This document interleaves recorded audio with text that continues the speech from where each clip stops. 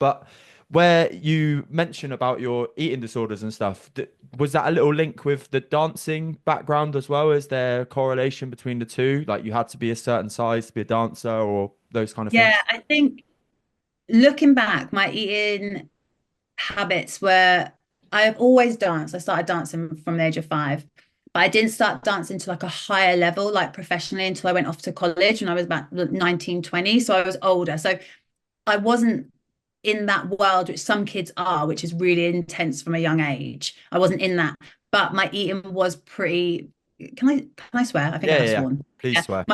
my eating habits were very fucked up from a very young age outside of dance, and then I think that being so I'm 34, growing up wanting to be as skinny as possible. Like Kate Moss was literally my idol. Like I kid you not, I went to see Baby Shambles and was like convinced I would be able to steal Pete. Like it was crazy. Like I just wanted to be like big. So I think growing up in that time period, then mix in with then going off to professional dance college when the focus is on what you look like massively, just was like an absolute recipe for disaster. I then when I left, and I love dancing, I love performing, but there is just this other side of it, unfortunately, which is kind of like, I suppose, tarred it a little bit because of what was going on mentally around food and stuff at the same time.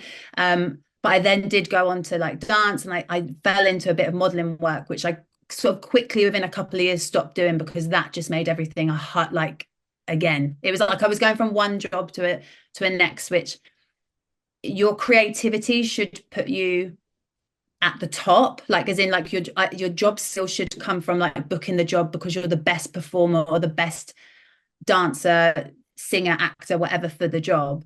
However, there is a huge component on it which isn't that. Like it is what you look like. What do you look like next to the other girls? What does your body look like to the next to the other girls? So my body had to make me money. It sounds weird, but in a way, if that makes sense. So I think it was a mixture of everything, was just an absolute, yeah, just it was almost perfect to make up the biggest fuck up. Yeah, I You completely know what I mean? understand. I think it's interesting you say that because there's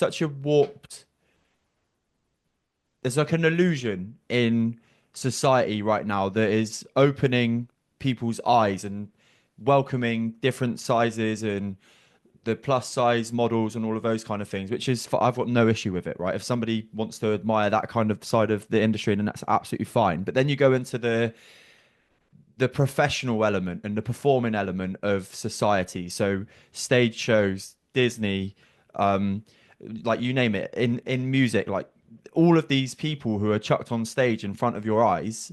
I went to two last year. I took my mum to watch Aladdin. I went to Wicked as well. And Mhm. in those shows, I thought, I was like, every person on this stage is ripped and thin and strong. And there was Yeah. no, apart from like the genie, the person that played the genie, but that kind of comes with the character, right? Big bubbly geezer.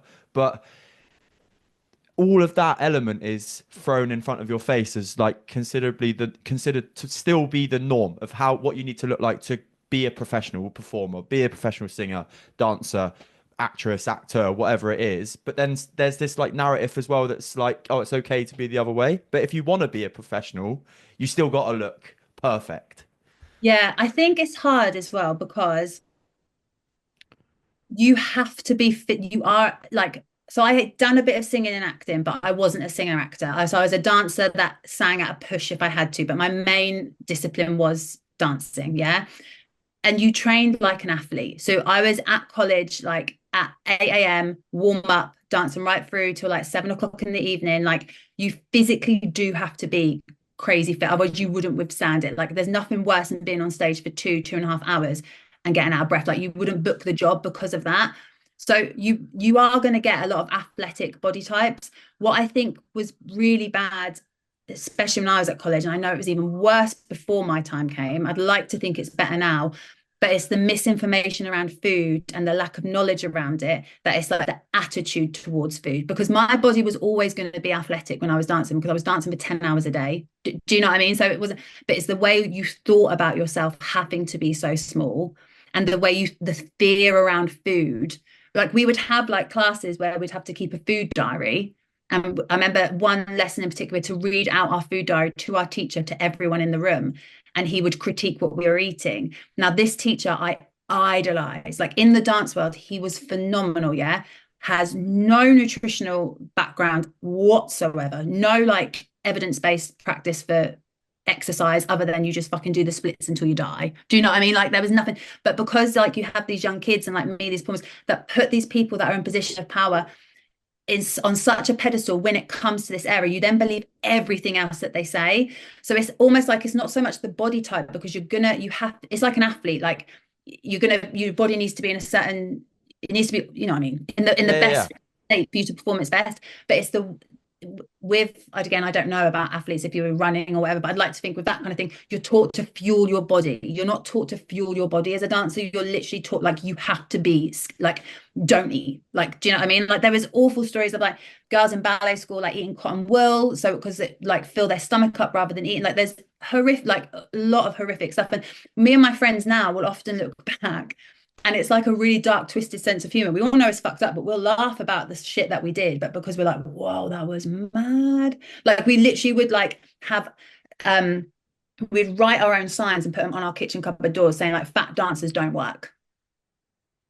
And that was, and we'll laugh now, be like, mate, that's fucking mad. But that was our normal and that was our world and all we wanted. And we would have sacrificed anything to like, and it's just sad because it like I do, yeah, I it's something I can talk about a lot because I don't actually talk about it that often anymore because I kind of like moved on from dance. I went into teaching, loved teaching, was like adamant that I was not going to be that teacher. So it was always like my kids' language around food and body. I was really hot on that in my dance classes. Like our bodies were strong. Like it was just they all had to eat before class, like that kind of thing, to sort of in my own way put my little footprint on like being different. But yeah. then once that chapter closed, this might be like a coping mechanism, but I kind of just slammed that door shut and then just don't really think about it. Because then it's one of them things that when I do then open up and I talk about it, I could like be on here for ages talking to you with it. And then afterwards be like, wow, am I still a little bit fucked? I'm My not, but just because yeah, it's yeah. like, oh wow, that actually was intense.